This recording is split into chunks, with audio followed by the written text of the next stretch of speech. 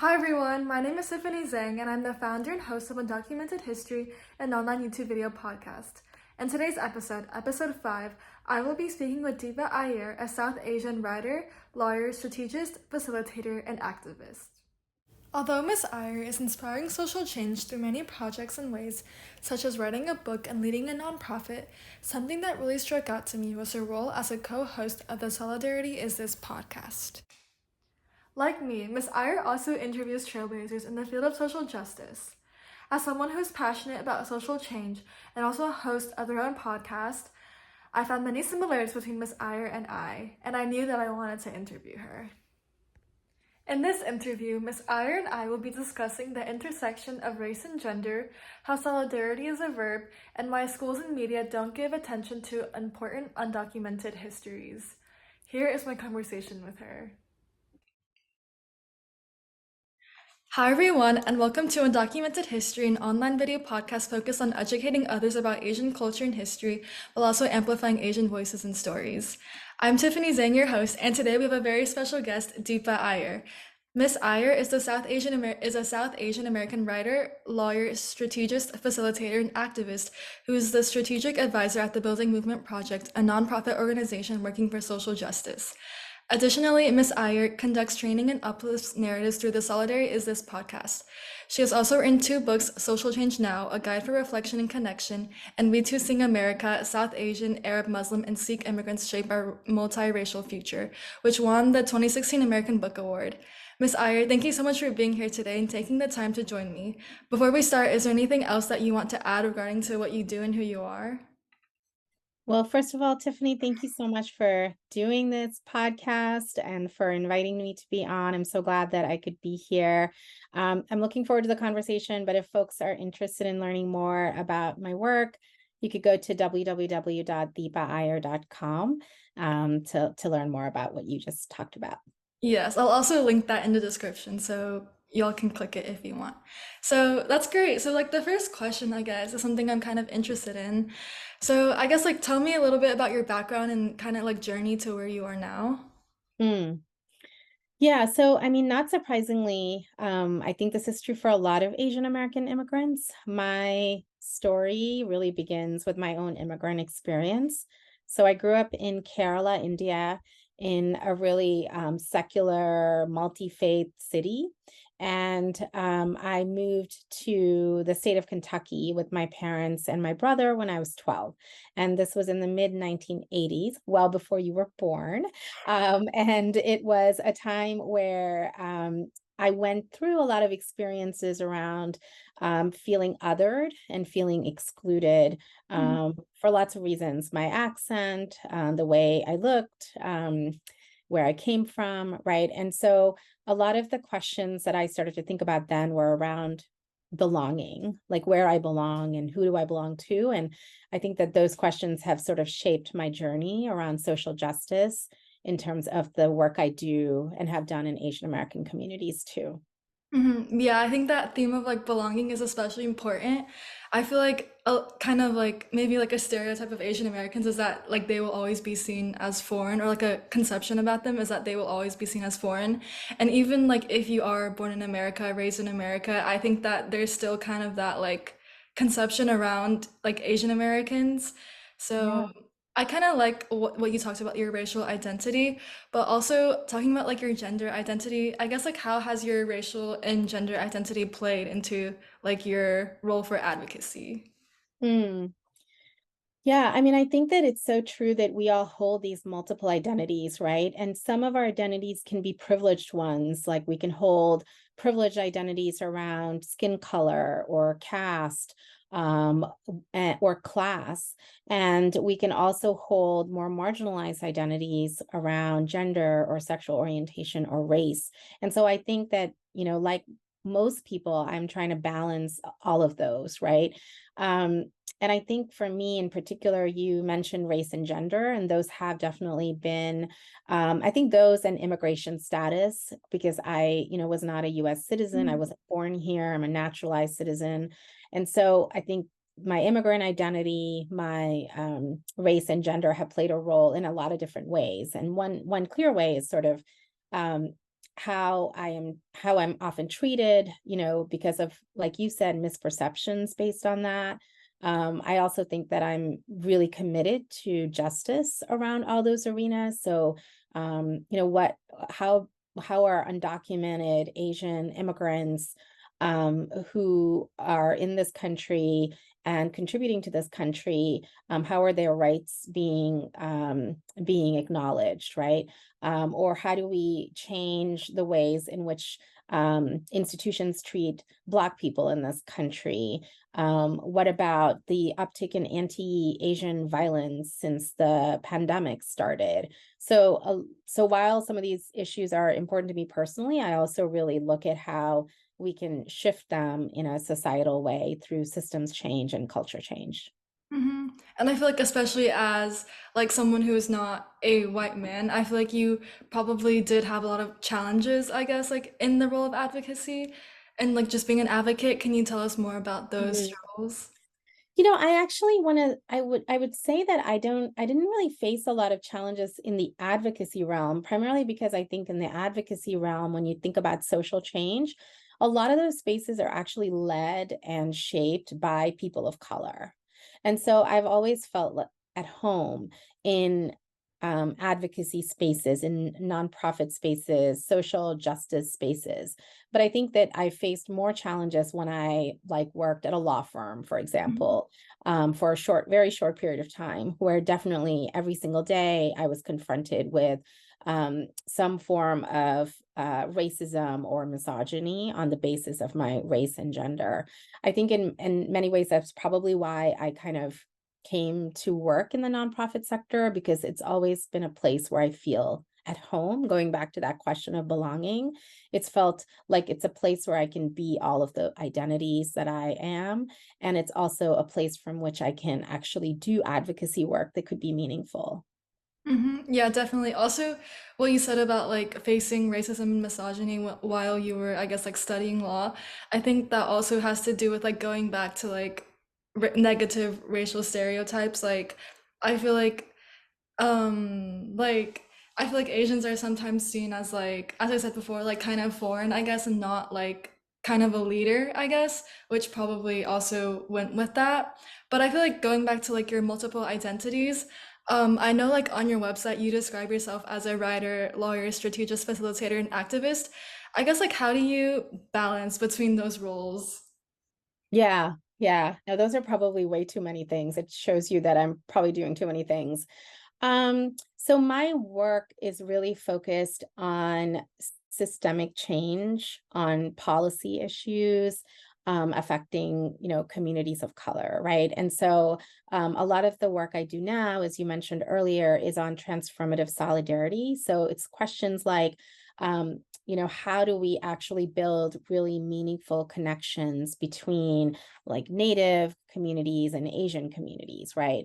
Or it's about like, how do we go beyond hashtags to actually act in solidarity with one another at the campus level or the high school level? How do we move beyond like a movement moment, right? When something is in the news and we're reacting and everyone feels like they're united, but then it dissipates, right? So how do we actually continue that work in a really intentional way in the long run? And I'd love to know how you think about that as a young person, when you think about solidarity, right? How do you feel young people are engaging in it and what it takes? But those are the questions that I sit with a lot. And so the programs and the trainings and the resources that we provide really help both individuals as well as people in the nonprofit sector sharpen their solidarity stances and their solidarity messaging.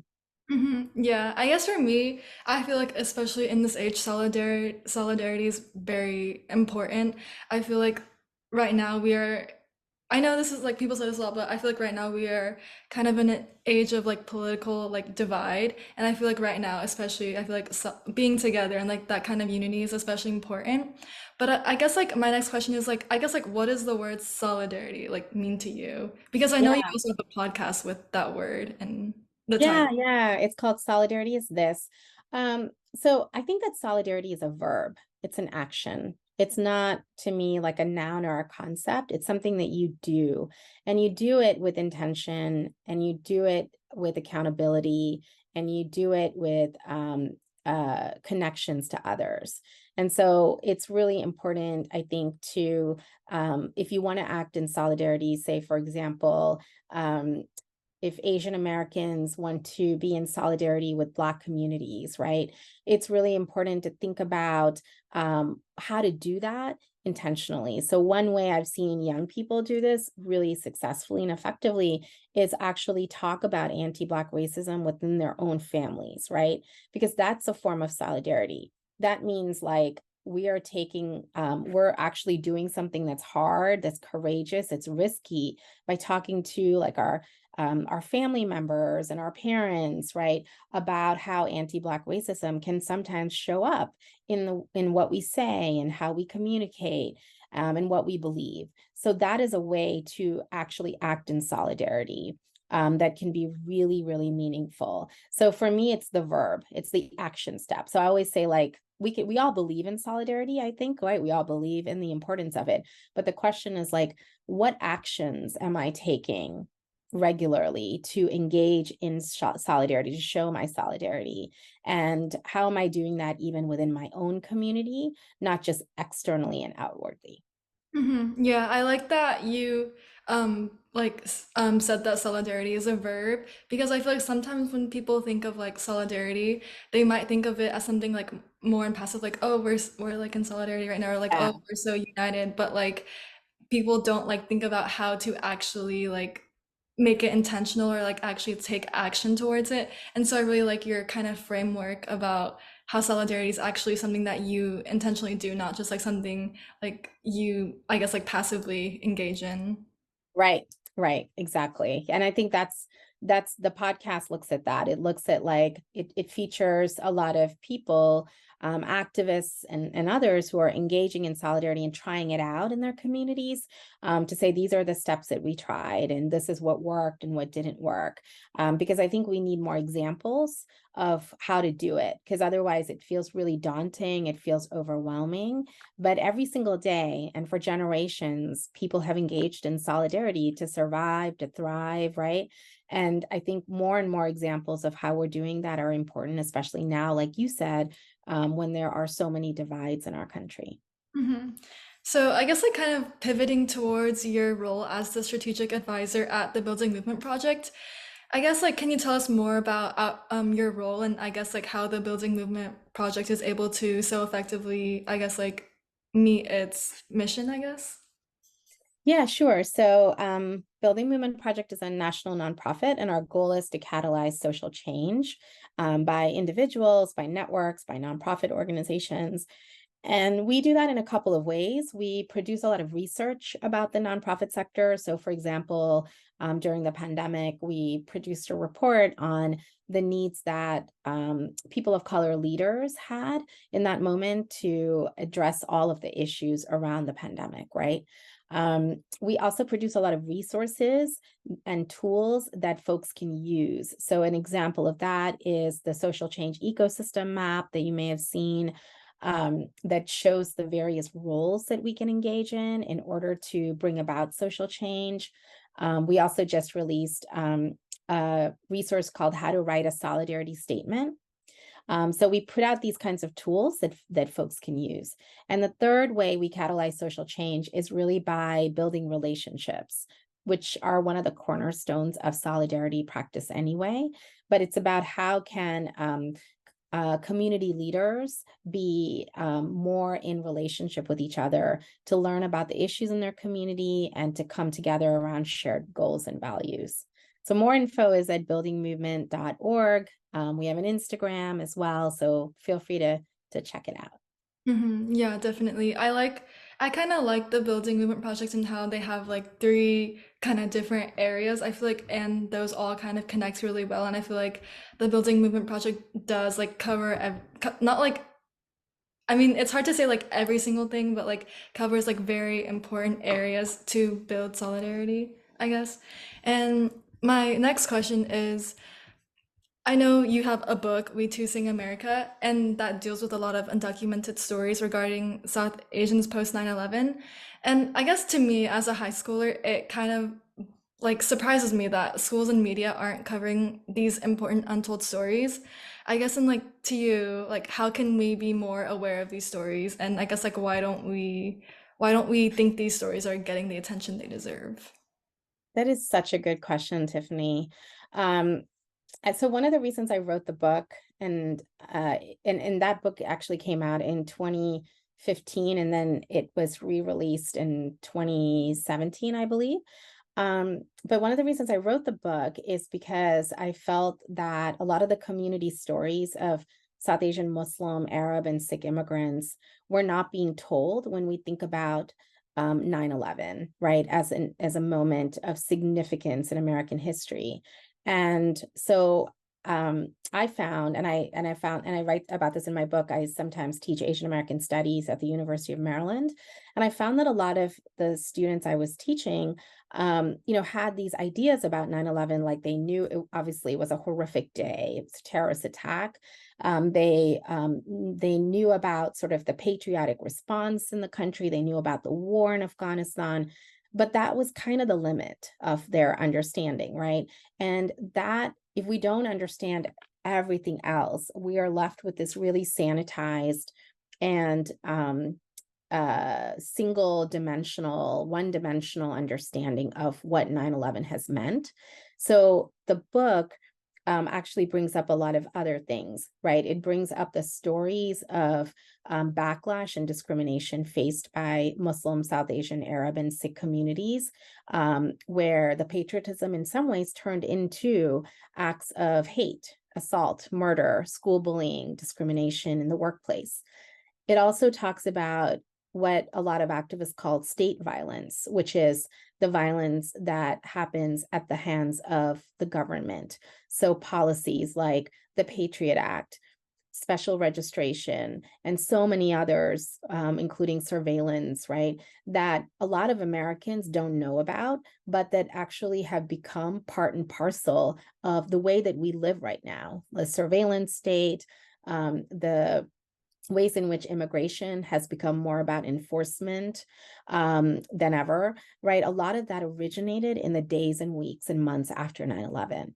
And so this book is one of many books out there that actually kind of highlights a lot of the ways in which American domestic policy changed after 9/11 and how our communities responded to it, how we organized around it.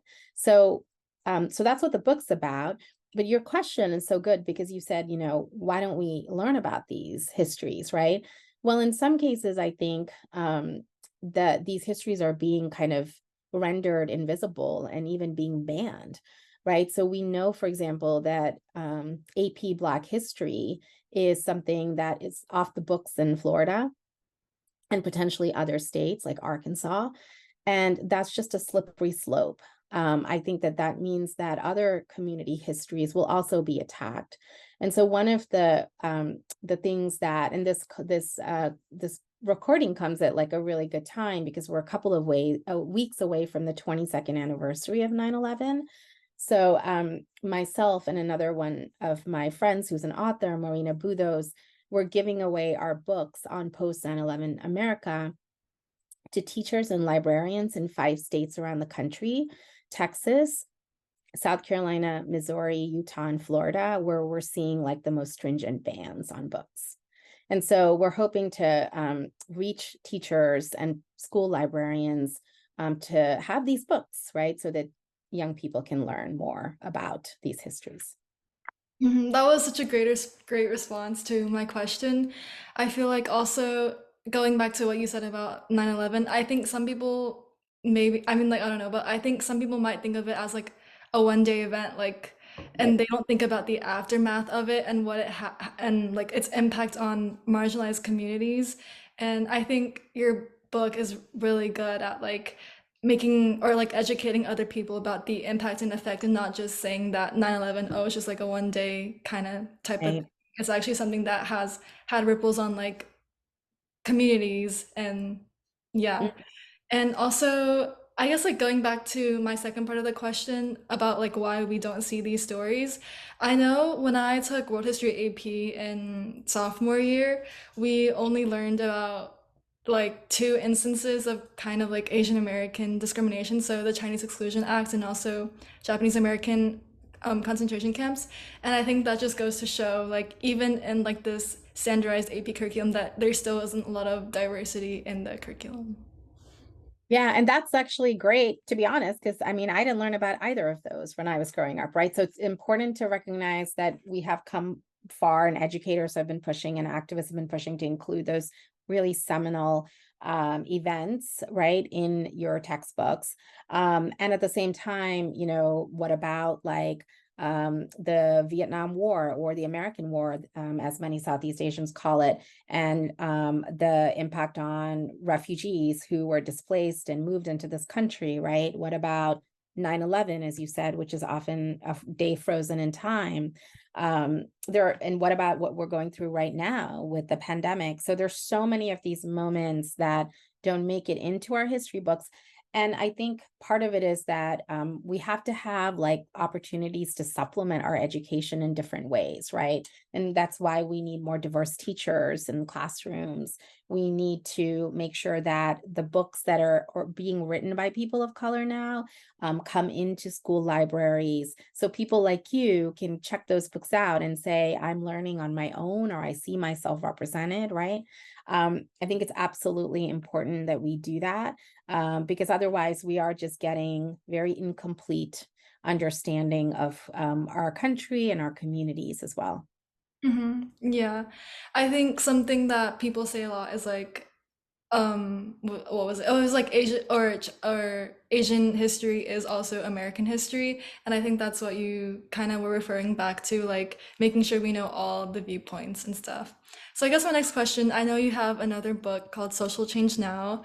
I guess like I'm really interested in like how you came up with the framework in it and like what kind of inspired you. So can you talk a little bit about that? Yeah, sure. So basically, the book that you mentioned is premised on an approach to engaging in social change. And that approach really asks us to think about our work in an ecosystem. So what I mean by that is that a lot of times we do work in silos, like as individuals, or as individual organizations, and we're not connected to others unless there's like a crisis, right? And so part of this book or this approach invites us to ask questions like, who is in our ecosystem? What are our shared values? How do we talk about those, right? The second part of the framework is that there are 10 roles that we're invited to think about playing, that we might often play when we engage in social change. And so those roles range from storyteller, right? So to disruptor, to builder. And we don't have to play all the roles. We have to recognize like what we're good at, how we need to show up in a particular context. So an example is, during the 2020 uprisings, right? A lot of people were acting as disruptors. They were out on the streets. They were holding signs and coordinating rallies, and speaking truth to power. But not everybody could be a disruptor, because some people were immunocompromised and they didn't feel comfortable being out on the streets, but they really cared about addressing anti-Black racism. They wanted to take a stand in terms of the murder of George Floyd. And so since all of us can't be disruptors, what other roles can we play? So some people play the role of storytellers, where they told the story about how their community was responding. Maybe that was through a blog or through a podcast like you're doing, right? Still others played the role of caregivers, which is another role on the map, where they were supporting the disruptors who were going out by maybe giving them water or food that they needed. So this framework basically tells us that we all can play a role in advancing social change. And when we see each other doing that, then we know that together, right, we're going to get a lot further in terms of meeting the goals that we want. So that's what the framework's about. If folks are more interested in it, go to socialchangemap.com. And it's like a hub of information about the framework and how to use it. and how to get more information about utilizing it in your own life as well. Yeah, I will link everything that we were talking about today in the description box. And I think one thing that stuck out to me about what you said is like I think you said something about like we have to like kind of like work together with our ecosystem, if I'm not mistaken. And I think that that kind of goes back to the idea of solidarity, not just like being together when there's times of like crises, but like doing it like on an everyday basis and being intentional about it, I think is really. Totally, that's exactly the right connection. Ecosystems are interdependent. That means like we're doing things that mutually benefit each other and our shared values, right? And Mhm. so thinking about our work in an ecosystem also helps us not feel overwhelmed or hopeless when things don't work out, because we recognize that we're really on this relay race and there are others who are in it with us as well. Definitely. And I guess one of my last questions is this isn't really related to anything, but I guess like what do you like to do for fun besides all this advocacy and stuff? Besides advocacy. Um, Gosh, a lot of different things. So, I have a 13-year-old son, and so there are lots of things we like to do together, to laugh, to like take walks, and he keeps me really grounded because his perspective on life is different, and he's going through different things, and so that is an important way for me to stay grounded. I also like to write, not just like those nonfiction books, but I like to write fiction. I actually have a children's picture book coming out next year. So I like to write in different ways, to express myself. And I'm really like lucky that I have a great ecosystem of friends, both where I live, but around the country. And so making sure to spend time connecting with people that have known me for a long time, and where I can sort of just be myself Mhm. is really important to me too. Yeah, definitely. Well, I feel like we had a very interesting conversation today. Thank you so much for coming on and speaking with me, Miss Iyer. And thank you so much to everyone at home watching. And I will see everyone next time. Bye.